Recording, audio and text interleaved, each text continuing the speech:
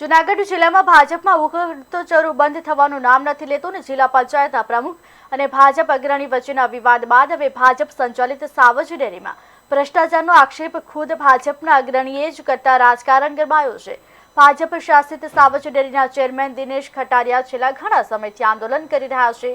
પોતે ભાજપના આગેવાન હોવા છતાં જિલ્લા પંચાયતના ડીડીઓ સામે સરપંચ યુનિયનના નામે આંદોલન કરી રહ્યા છે। ત્યારબાદ ભાજપના શાસિત જિલ્લા પંચાયતના પ્રમુખ ભાજપના અગ્રણી હરેશ ઠુંબરને ધમકી આપી વિવાદમાં આવ્યા છે।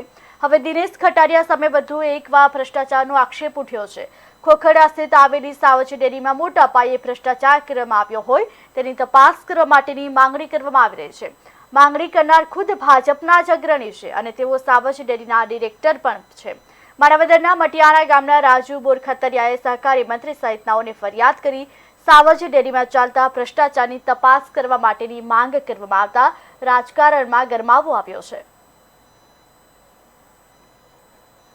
આજથી એમ માનો ને કે 15 મહિના થયા હશે ત્યારે મને ડાયરેક્ટર તરીકે એક પણ એજન્ડા મળેલો નથી। મેં તપાસ કરતાં મને એમ કીધું કે તમે મીટિંગમાં ગેરહાજર રહ્યા એટલે તમને હવે એજન્ડા મળશે નહીં। હું ક્યારે એક જ વખત હું ખાલી ગેરહાજર હતો કામ સબબ એ જાણશે।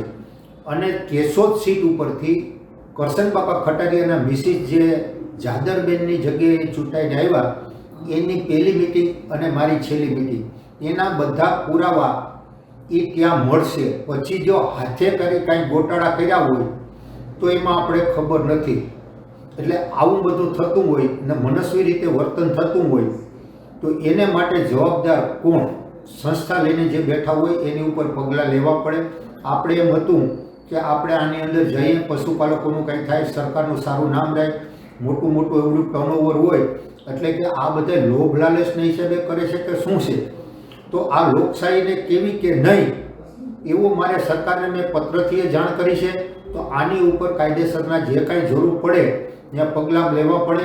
અને જો કોઈને કોર્ટની અંદર મને પડકાર કરવો હોય તો હું એમાં આવવા છૂટ છું। કોઈ પણ એટલા ડાયરેક્ટરો, ચેરમેન, એમડી એના બધીના નાર્કો ટેસ્ટ કરાવવા હોય તો એને માટે હું છૂટ છું। હું ખોટું બોલતો તો મારો કોઈ નાર્કો ટેસ્ટ કરે, પણ મને આ બાબતમાં ન્યાય મળવો જોઈએ।